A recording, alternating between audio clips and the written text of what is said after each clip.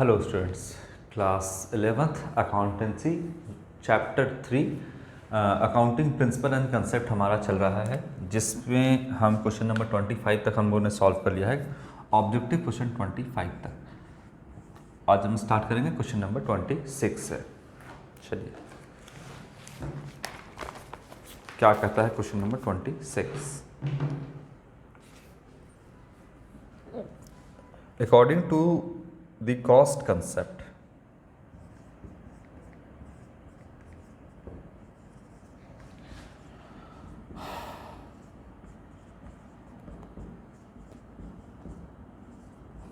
Cost concept या historical cost concept, इसके हिसाब से क्या सही होना चाहिए? Option A, according to asset on market value. According to नहीं होगा, accounting of asset on market value.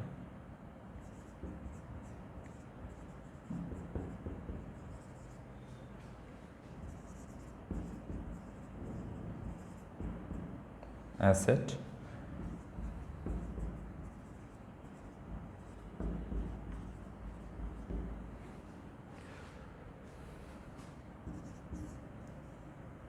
accounting of asset on cost price,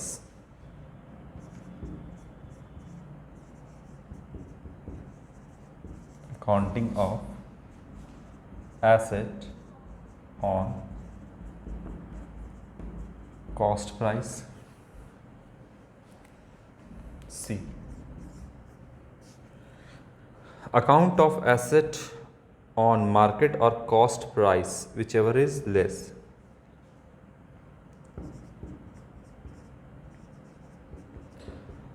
accounting of asset on market price and cross price and cost price। क्या कहता है? whichever is low या less।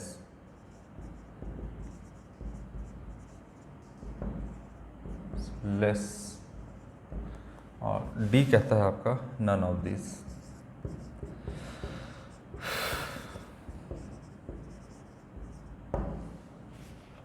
तो cost concept क्या कहता है? अगर आपको कॉस्ट कंसेप्ट के बारे में पता होगा तो आप सीधा जो है क्वेश्चन का आंसर टिक कर लोगे। कॉस्ट कंसेप्ट क्या कहता है कि जितने में आपने कोई एसेट को एक्वायर किया है आप उतना में ही रिकॉर्ड करोगे, भले इसका मार्केट वैल्यू कुछ भी हो जाए। जैसे आपका एक फर्नीचर है, कोई बिल्डिंग है, कोई प्लांट एंड मशीनरी है, तो आप जितना में उसको एक्वायर किए हो आप उतने में ही इसको रिकॉर्ड करोगे। यानी जिस कॉस्ट प्राइस पर आपने खरीदा है, जिस कॉस्ट पर आपने खरीदा है, जिस लागत पे आपने खरीदा है, उसी पे आप रिकॉर्ड करोगे। मार्केट वैल्यू का कुछ भी हो उससे आपको मतलब नहीं है, ठीक है। जैसे मान लो कि आपने एक बिल्डिंग परचेज़ किया, बिल्डिंग आपका एक एसेट है, बिल्डिंग परचेज़ किया, बिल्डिंग एसेट है, और बिल्डिंग को आपने परचेज़ किया 10 लाख रुपए में, ठीक है, 10 लाख में परचेज़ किया। लेकिन जब आपने परचेज़ कर लिया तो इसका जो मार्केट वैल्यू है, मान लो कि है 12 लाख। हो सकता है कि बिल्डिंग का जो मार्केट वैल्यू है, मार्केट में जो उसका दाम चल रहा है बिल्डिंग का, अगर तो वो है 12 लाख। या ऐसा भी हो सकता है कि जब आपने 10 लाख में खरीदा लेकिन मार्केट वैल्यू इसका जो है वो 9 लाख रुपए है। तो बिल्डिंग तो आपका एक टैंजिबल फिक्स्ड एसेट है, और आपने एक्वायर कितने में किया, आपको कितना कॉस्ट पड़ा, तो 10 लाख का कॉस्ट पड़ा, तो आपको मार्केट वैल्यू से कोई लेना देना नहीं है। अब 10 लाख में ही बिल्डिंग को रिकॉर्ड करोगे और 10 लाख पर ही आप डेप्रिसिएशन कैलकुलेट करोगे। यानी बिल्डिंग तो धीरे धीरे डेप्रिसिएट करेगा, तो आप 10 लाख पर जो है डेप्रिसिएशन चार्ज करोगे। हो सकता है क्वेश्चन में आपका मार्केट वैल्यू या तो 12 लाख देते या तो 9 लाख आपका दे दे, आपको इनसे कोई मतलब नहीं है। आप 10 लाख पर जो कॉस्ट पे आपने परचेस किया है उसी पर आप जो है डेप्रिसिएशन कैलकुलेट करोगे। तो कॉस्ट कंसेप्ट क्या कहता है कि अकाउंटिंग ऑफ एसेट, ये जो मान ले एसेट है, ऑन मार्केट प्राइस का वैल्यूएशन क्या हम मार्केट प्राइस पे करेंगे? नहीं करेंगे, तो ये तो आपका गलत हो गया। अकाउंटिंग ऑफ एसेट, ये आपका एसेट है ऑन कॉस्ट प्राइस। क्या कॉस्ट प्राइस का वैल्यूएशन करेंगे? बिल्कुल सही है। तो बी नंबर आपका ऑप्शन जो है वो सही होगा। फिर कहता है accounting of asset on market price और cost price whichever is less या लो। मार्केट प्राइस और कॉस्ट प्राइस दोनों में से जो कम होगा उस पर करेंगे क्या, या मार्केट प्राइस और मार्केट प्राइस या कॉस्ट प्राइस दोनों में से जो कम होगा उस पर करेंगे? नहीं, इस पर हम नहीं करेंगे। हम जिस कॉस्ट पर एक्वायर किए हैं एसेट को हम उसी पे करेंगे। ठीक है, तो विच एवर इज लेस वाला जो कंसेप्ट है जनरली हम देखे हैं क्लोजिंग स्टॉक के केस में देखे हैं कि जो आप क्लोजिंग स्टॉक जब आप साल के अंत में जो आपका स्टॉक बचता है उसे हम क्लोजिंग स्टॉक कहते हैं। उसमें हम देखे हैं कि मार्केट वैल्यू और cost price whichever is less लेंगे, तो वो वहाँ पर प्रूडेंस कंसेप्ट या कन्वेंशन ऑफ कंजर्वेटिज्म लग रहा था। तो यहाँ पर जो है ये कन्वेंशन ऑफ कंजर्वेटिज्म के हिसाब से क्लोजिंग स्टॉक का वैल्यूएशन करते हैं। अगर आप कोई एसेट परचेस कर रहे हो तो फिर उसको आप कॉस्ट प्राइस पे ही रिकॉर्ड करोगे, यानी जितना में आप परचेस किए हो उतने में ही रिकॉर्ड करोगे। तो ये भी आपका गलत है आपका इस क्वेश्चन के हिसाब से, और नॉन ऑफ दिस आपका होगा नहीं। तो करेक्ट ऑप्शन आपका ऑप्शन बी होगा। जितने में आपने एक्वायर किया है किसी एसेट को उतने ही में आप उसको रिकॉर्ड करोगे और उसी पर डेप्रिसिएशन चार्ज करोगे, कैलकुलेट करोगे। ठीक है, क्वेश्चन नंबर 26 के बाद क्वेश्चन नंबर 27।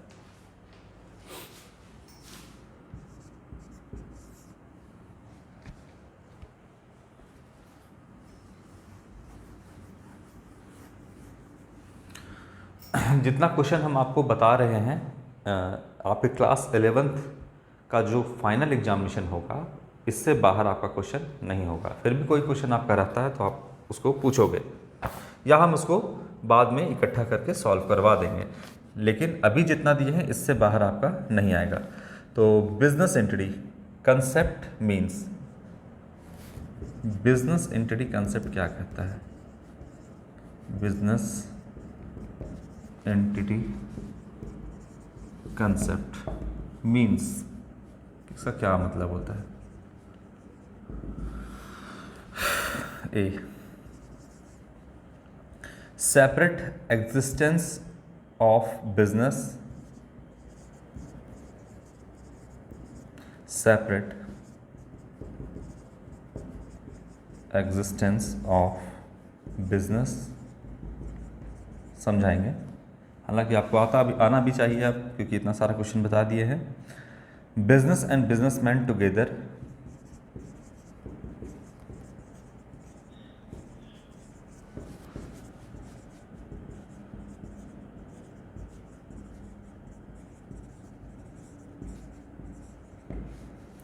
सी कहता है आपका बिजनेस एंड क्रेडिटर टुगेदर,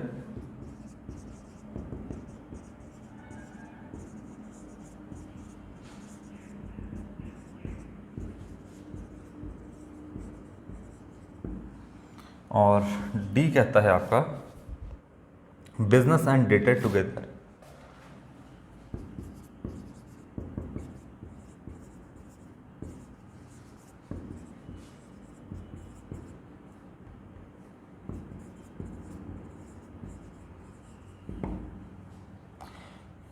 चलिए, तो बिजनेस एंटिटी कंसेप्ट जिसे हम, इसका दूसरा नाम सेपरेट एंटिटी कंसेप्ट भी है, क्या कहता है? ये बिजनेस है और ये बिजनेस का ऑनर है, मालिक है। बिजनेस और बिजनेस का मालिक एक नहीं है, बल्कि अकाउंटिंग की नज़र से इन दोनों को अलग अलग समझा जाता है। अकाउंटिंग की नज़र से बिजनेस और बिजनेसमैन को दोनों को अलग अलग समझा जाता है। अगर हम बात करें सोल प्रोप्राइटर की, तो अकाउंटिंग की नज़र से बिजनेस और बिजनेसमैन अलग अलग है। अगर हम बात करें पार्टनरशिप की, तो अकाउंटिंग की नज़र से बिजनेस का जो पार्टनर है यानी जो ऑनर है और बिजनेस जो है वो अलग अलग है। 2 से लेकर 50 पार्टनर तक होते हैं आपका पार्टनरशिप बिजनेस में, तो दोनों आपका अलग अलग है समझा अकाउंटिंग की नज़र से। लेकिन अगर पार्टनरशिप में देखा जाए कि लॉ की नज़र से, कानून की नज़र से क्या कहता है, तो कोई सेपरेट लीगल एग्जिस्टेंस नहीं होता है। लेकिन हम अकाउंटिंग की नज़र से बोल रहे हैं, तो अकाउंटिंग की नज़र से जो है, खैर आपको कंफ्यूज नहीं करेंगे, अकाउंटिंग की नज़र से बिजनेस और बिजनेसमैन दोनों अलग अलग है। बिजनेस एंटिटी कंसेप्ट के हिसाब से, बिजनेस एंटिटी कंसेप्ट के हिसाब से, सेपरेट एंटिटी कंसेप्ट के हिसाब से ऑनर, बिजनेस अलग अलग होता है। जो भी हम रिकॉर्ड करते हैं सेपरेट या बिजनेस एंटिटी कंसेप्ट के हिसाब से, जो भी रिकॉर्ड करते हैं बिजनेस के पॉइंट ऑफ व्यू से रिकॉर्ड करते हैं, और इसी बिजनेस एंटिटी कंसेप्ट के हिसाब से जो बिजनेस का मालिक है, ऑनर है, वो बिजनेस के पॉइंट ऑफ व्यू से इसका मालिक कौन होता है? क्रेडिटर होता है। इतनी बात क्लियर है? क्रेडिटर क्यों होता है? क्योंकि चूंकि दोनों अलग अलग है, तो ये जो है बिजनेस को मान लो पैसा दिया है, कैपिटल दिया है, 10 लाख रुपए मान लो दिया है, तो दोनों अलग है, तो बिजनेस को उसको चुकाना भी तो होगा ना जब वो डिमांड करेगा। तो इसीलिए बिजनेस के हिसाब से ऑनर क्रेडिटर होता है। ठीक है, अब चलिए इसके हिसाब से क्या होता है बिजनेस एंटिटी कंसेप्ट। अब आप खुद ही कर दोगे। Separate existence of business, business का सेपरेट एग्जिस्टेंस होता है, यानी बिजनेस अलग होता है, सेपरेट होता है। किसके रिस्पेक्ट में कह रहा है? ऑनर के, मालिक के रिस्पेक्ट में कह रहा है कि बिजनेस जो है इसका सेपरेट एग्जिस्टेंस है, यानी ये अपने आप चल सकता है। बिजनेस जो है अपने आप जो है रन कर सकता है। मालिक से इसका एग्जिस्टेंस, मालिक भी है, बिजनेस भी है, लेकिन बिजनेस का जो एग्जिस्टेंस है, जो अस्तित्व है, वो आपका सेपरेट होता है, यानी अलग होता है। किससे? तो मालिक से। तो ये कहता है सेपरेट एग्जिस्टेंस ऑफ बिजनेस, इसका अपना अलग अस्तित्व होता है मालिक से हट करके। ये कौन कहता है? बिजनेस एंटिटी कंसेप्ट या सेपरेट एंटिटी कंसेप्ट। तो ये ऑप्शन आपका करेक्ट है। आप कहता है कि बिजनेस और बिजनेसमैन टुगेदर, ये दोनों एक साथ होते हैं। ना ना ना ना, ये तो गलत हो जाएगा। अगर एक साथ हो जाएगा तो फिर आप रिकॉर्डिंग किसके पॉइंट ऑफ व्यू से करोगे? अगर ऑनर के पॉइंट ऑफ व्यू से अगर आप रिकॉर्ड कर दोगे तो सब गलत हो जाएगा। बिजनेस और क्रेडिटर कभी नहीं हो सकता है। बिजनेस और जो बिजनेस को उधार में सामान बेचा है, यानी क्रेडिटर, जिसको बिजनेस को पैसा चुकाना है, वो क्या एक साथ होता है? नहीं, ये भी नहीं है आपका, ये भी गलत है, ये भी गलत है। और क्या? बिजनेस और बिजनेस का डेटर, यानी बिजनेस ने जिसको उधार में सामान बेचा है और नियर फ्यूचर में वो पैसा देगा बिजनेस को, तो वो कहलाता है आपका बिजनेस का डेटर। क्या उन दोनों का एग्जिस्टेंस एक साथ होता है? नहीं होता है, ये भी गलत है। इस कंसेप्ट के हिसाब से मालिक और बिजनेस का एग्जिस्टेंस अलग होता है, सेपरेट होता है। तो option number A correct option है आपका। क्लियर है आपका ये बात? अब देखिए, एक बार बात को सीख लिए, इस कंसेप्ट के हिसाब से क्या क्या कहता है। अब जो भी आएगा आपका, वो आपका आप सॉल्व कर लोगे। एक बार फिर से सुनते हैं। Business entity concept, separate entity concept क्या कहता है? बिजनेस ऑनर अलग अलग होता है, सेपरेट होता है। जो भी रिकॉर्ड करते हैं बिजनेस के पॉइंट ऑफ व्यू से रिकॉर्ड करते हैं। ये कौन कहता है? Business entity concept. ठीक है, बिजनेस के नज़र से देखें तो ऑनर कौन होता है? बिजनेस का क्रेडिटर होता है। ये कौन कहता है? बिजनेस एंटिटी कंसेप्ट या सेपरेट एंटिटी कंसेप्ट। ठीक है, 27 के बाद question number 28।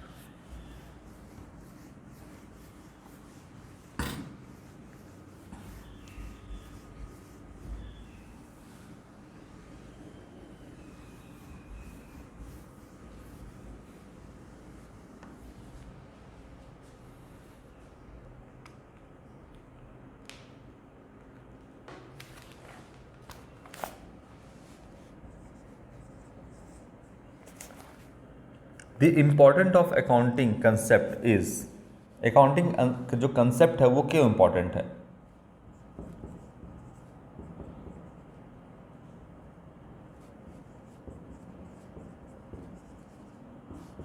The importance of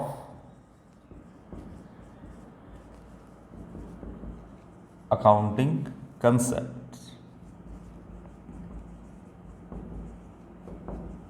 is, accounting जो कंसेप्ट है ना, अकाउंटिंग जो कंसेप्ट है, जैसे एक्रूअल है, कंसिस्टेंसी है, गोइंग कंसर्न है, ये फंडामेंटल है आपका। इसके बाद हो गया आपका money measurement concept, historical cost concept या cost concept, revenue recognition concept, dual aspect concept. ये सब जो अकाउंटिंग कंसेप्ट है ये इम्पॉर्टेंट है किसके किसके नज़र में? तो ऑप्शन ए कहता है कि ये इम्पॉर्टेंट है किसके लिए? फॉर इन्वेस्टर, यानी इन्वेस्टर कौन? Users of accounting. हाँ बिल्कुल इम्पॉर्टेंट है इसके लिए। बी फॉर अकाउंटेंट्स, इसके लिए भी इम्पॉर्टेंट है। अकाउंटेंट फॉर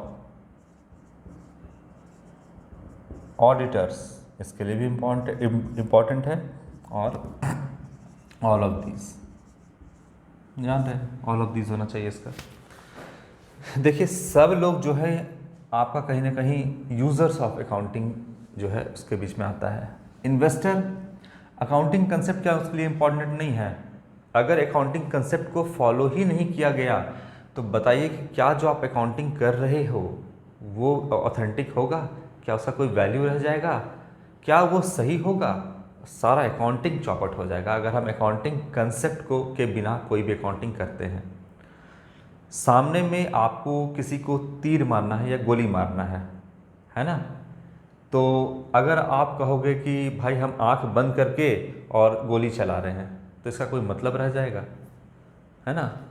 अंदाजे में तीर चलाना, अंदाजे में गोली चलाना या अंदाजे में अकाउंटिंग करना जो है वो कभी भी बेस्ट रिज़ल्ट या जो है आपका जो रिज़ल्ट होना चाहिए वो कभी नहीं देगा आपका। ठीक है? तो इसी तरह से हमें अकाउंटिंग कंसेप्ट का इम्पॉर्टेंट किसके लिए है? अगर अकाउंटिंग कंसेप्ट को फॉलो करते हुए अगर हम अकाउंटिंग नहीं करेंगे तो वैसा अकाउंटिंग जो है इन्वेस्टर के लिए भी कोई इम्पॉर्टेंट नहीं होगा। क्या करेगा इन्वेस्टर वैसे अकाउंटिंग को देख करके? अकाउंटिंग देख करके क्या करता है इन्वेस्टर? बिजनेस का जो आपका सारा हुलिया जानता है कि बिज़नेस में क्या चल रहा है, बिज़नेस में क्या प्रॉफिट है, प्रॉफिट अपवर्ड टेंडेंसी में है या डाउनवर्ड टेंडेंसी में है, प्रॉफिट बढ़ रहा है या घट रहा है, बिजनेस का फाइनेंशियल पोजीशन क्या है, ए टू जेड चीज़ के बारे में इन्वेस्टर को अकाउंटिंग से पता चलता है। और अगर अकाउंटिंग जो है वो बेस्ड होता है अकाउंटिंग कंसेप्ट पे, अगर अकाउंटिंग कंसेप्ट पे वो बेस्ड ना हो तो पूरा अकाउंटिंग का जो है वो सत्यानाश हो जाएगा। तो इन्वेस्टर क्या करेगा? तो इसके लिए भी इम्पॉर्टेंट है इन्वेस्टर के लिए भी, क्योंकि वो इन्वेस्ट करेगा बिजनेस में अकाउंटिंग को देख करके कि बिजनेस अच्छा प्रॉफिट कमा रहा है, अच्छा फाइनेंशियल पोजीशन है। और अकाउंटिंग अगर कंसेप्ट को फॉलो करके नहीं बनेगा तो इन्वेस्टर इन्वेस्ट करेगा भी नहीं। अकाउंटेंट यही तो सारा चीज़ रिकॉर्ड कर रहा है। अब अकाउंटिंग कंसेप्ट इसके पास सामने होगा ही नहीं तो क्या ये चीज़ों को रिकॉर्ड करेगा? क्या अपने मन से रिकॉर्ड करेगा? क्या हम जो यहाँ पढ़ा रहे हैं या किसी भी स्कूल कॉलेज में आप पढ़ते हो, कहीं भी पढ़ते हो, अगर अकाउंटिंग आप पढ़ रहे हो तो क्या जो टीचर आपको पढ़ा रहे हैं क्या वो अपने मन से पढ़ा रहे हैं? नहीं। जो कंसेप्ट, जो कन्वेंशन के आधार पर अकाउंटिंग बेस्ड है उसी के अनुसार हम आपको पढ़ा रहे हैं। हमने अकाउंटिंग को ईजाद नहीं किया है। लुकास पैसियोली जो हैं उन्होंने 1494 इटली के रहने वाले थे, उन्होंने किया है, जिन्हें फादर ऑफ अकाउंटिंग भी कहते हैं। उन्होंने अकाउंटिंग बनाया है और वहाँ से वो चला आ रहा है ना? तो वो चीज़ जो आपका लिखा हुआ है, जो चीज़ हम जानते हैं उसको हम अपने तरीके से बता रहे हैं, लेकिन जो अकाउंटिंग कंसेप्ट और कन्वेंशन बना हुआ है वो हम आपको बता रहे हैं कि उस अकाउंटिंग कंसेप्ट और कन्वेंशन को हमने नहीं बनाया है। तो अकाउंटेंट ने भी उसको नहीं बनाया है बल्कि उसको फॉलो करते हुए अकाउंटिंग कर रहा है, तो वो बिल्कुल सही अकाउंटिंग कर रहा है। तो इसके लिए भी जो है अकाउंटिंग जो कंसेप्ट है और जो कन्वेंशन है उसके लिए इम्पॉर्टेंट है। ऑडिटर कौन होता है?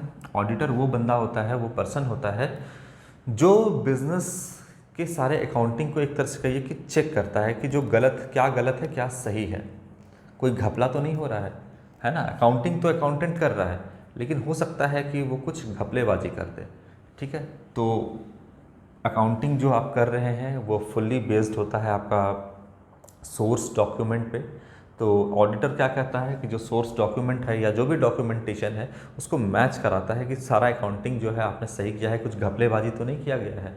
तो ये भी कब करेगा? इसके लिए भी अकाउंटिंग कंसेप्ट ज़रूरी है कि अकाउंटेंट ने जो अकाउंटिंग किया वो अकाउंटिंग कंसेप्ट के हिसाब से करेगा, तभी तो ये एलिजिबल होगा चेक करने का। सारा अकाउंटिंग अपने मन से कर देगा तो ये क्या चेक करेगा? है ना? अपने मन से कर दिया तो अपने मन से अकाउंटिंग करने का कोई फ़ायदा है? तो फिर ऑडिटर क्या करेगा जा करके? ठीक है? मान लो कि आपको किसी ने अकाउंटिंग पढ़ा दिया कि भाई एसेट जो होता है वो कैपिटल प्लस लायबिलिटी के बराबर होता है। आप किसी ने कह दिया कि आपको पढ़ा दिया कि capital asset plus capital is equal to liability होता है।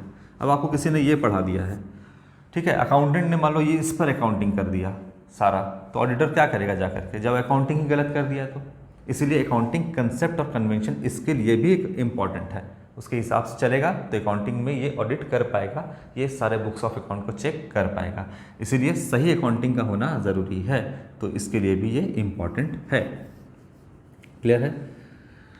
तो इसके लिए भी इम्पॉर्टेंट है, यानी ऑप्शन डी आपका ऑल ऑफ दीज इसका option number D correct option होगा। ठीक है बच्चों, 28 के बाद question number 29।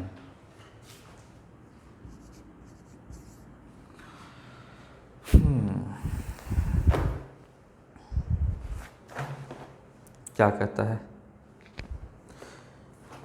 According to going concern concept the business entity will be existence.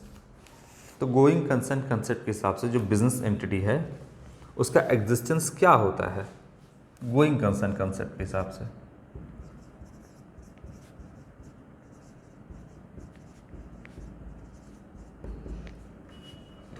जो बिजनेस एंटिटी है गोइंग कंसर्न कंसेप्ट के हिसाब से, जो बिजनेस एंटिटी है, जो बिजनेस का इकाई है, उसका एग्जिस्टेंस क्या होता है, ये क्वेश्चन पूछा गया है। ए कहता है आपका इनडेफिनिट पीरियड,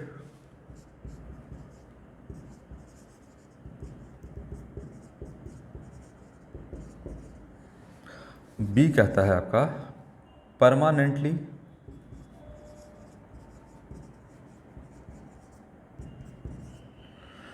सी कहता है आपका टेम्पररी,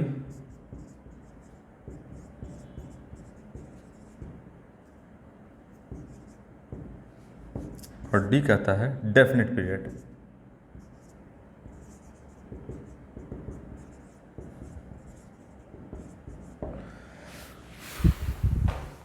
गोइंग कंसर्न कंसेप्ट के हिसाब से जो बिजनेस एंटिटी है इसका एग्जिस्टेंस कैसा होता है, इसका अस्तित्व कैसा होता है, तो इनडेफिनिट पीरियड, यानी आप जो बिजनेस एंटिटी में जो अकाउंटिंग कर रहे हो वो ये मानते हुए करोगे कि हमारा बिजनेस जो है वो लगातार चलता चला जाएगा, कभी भी रुकेगा नहीं, ये एक कंटिन्यूइंग बिजनेस है, और ये जो है इसका जो अस्तित्व है वो इनडेफिनिट पीरियड के लिए है, यानी ये अनिश्चित काल के लिए। क्या लिखता है देखिए हिंदी में आपका,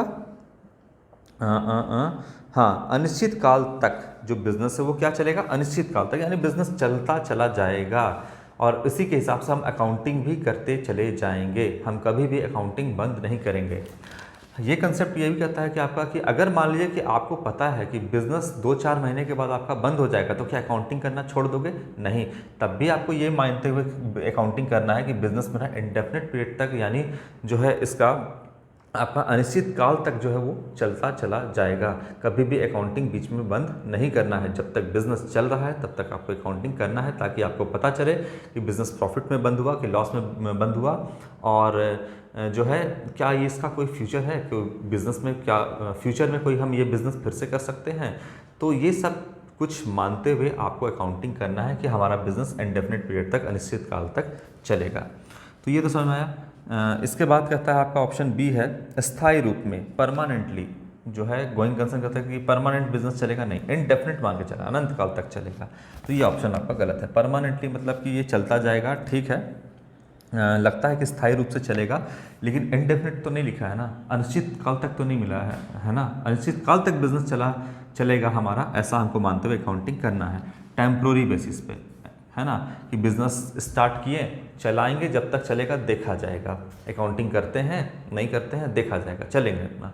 ये मानते हो आप कोई बिजनेस स्टार्ट करते हो, आप बिजनेस में लाखों करोड़ों रुपए इन्वेस्ट कर रहे हो, और जब आप इन्वेस्ट कर रहे हो उसी समय आप ये मानोगे कि यार ये टेम्प्रोरी बिजनेस है, देखा जाएगा, ऐसा करते हो? नहीं, कोई काम कर रहे हो तो आप सीरियसली उसको कर रहे हो, तो टेम्प्रोरी बेसिस पे तो आपका नहीं होगा। डेफिनेट पीरियड, एक निश्चित काल तक, कि निश्चित काल तक चलाएंगे, 2-4-5 साल चलाएंगे, बंद कर देंगे, ऐसा मानते हुए करते हो? नहीं, आप सोचेंगे कि इसको तो इतना बढ़ाएं, इतना बिजनेस करें कि कोई मतलब जो है हम बिजनेस में 1 लाख लगाए हैं, उसके बाद हम उसको करोड़ों रुपए तक पहुंचा दें, ये मानते हो आपको बिजनेस स्टार्ट करते हो, बिजनेस में फिक्स एसेट परचेस करते हो, लॉन्ग टर्म लोन वगैरह लेते हो, ये सब मानते हुए गोइंग कंसर्न कंसेप्ट के हिसाब से ही, तो आपका इनडेफिनिट यहाँ पे मानना होगा। ठीक है, इनडेफिनिट पीरियड के लिए हम बिजनेस कर रहे हैं, हम अनिश्चित काल तक ये व्यापार चलेगा, उस ये मानते हुए हम बिजनेस में सारा अकाउंटिंग जो है वो करते चले जाएंगे। ठीक है, ये हो गया क्वेश्चन नंबर 29। इसके बाद आपका है चलिए इसी क्वेश्चन को आपको घुमा करके दिया है, देख लेते हैं। इसी क्वेश्चन को आपको क्या दिया हुआ है, बस दूसरे लैंग्वेज में दिया हुआ, तो सब कुछ आपको जानना ज़रूरी है। क्वेश्चन नंबर 29, क्वेश्चन नंबर 30 यहाँ लिखते हैं, क्योंकि आपका एक जैसा ही है इसलिए हम यहाँ पे लिखते हैं, इसको मिटाएंगे नहीं। Question number 30, meaning of concept of going concern, यानी गोइंग कंसर्न क्या कहता है।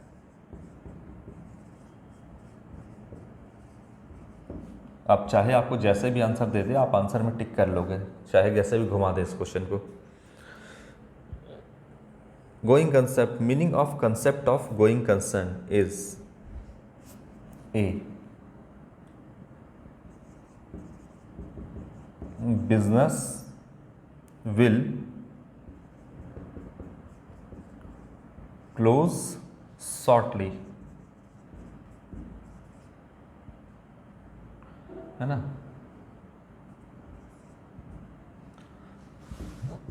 बी कहता है, क्वेश्चन नंबर क्या है, 30 है, business has just started,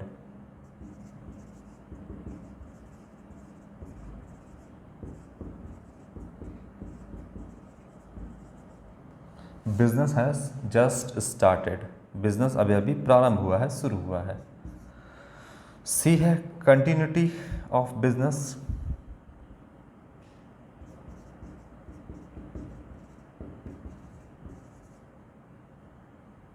of business, ठीक है। और डी कहता है आपका नन ऑफ दिस।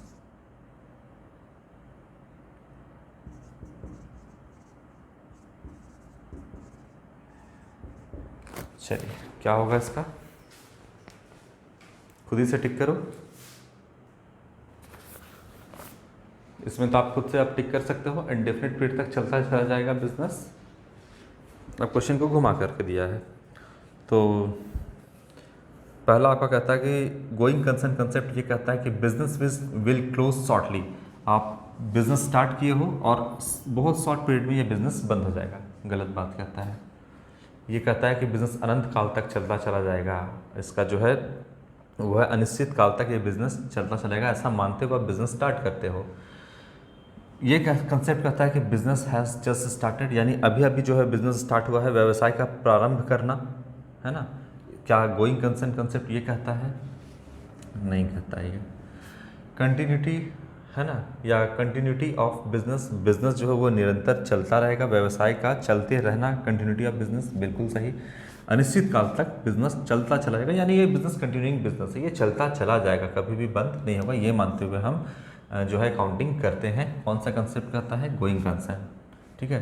तो ये भी गलत, ये भी गलत, ये भी नन ऑफ दिस होगा नहीं, कंटिन्यूटी ऑफ बिजनेस ये आपका करेक्ट ऑप्शन होगा। चलिए तो दोनों क्वेश्चन आप देख लीजिएगा, यहाँ पर दोनों तरीके से क्वेश्चन एग्जामिनेशन में पूछा जा सकता है। तो क्वेश्चन नंबर 30 तक आप हम लोगों ने सॉल्व किया है।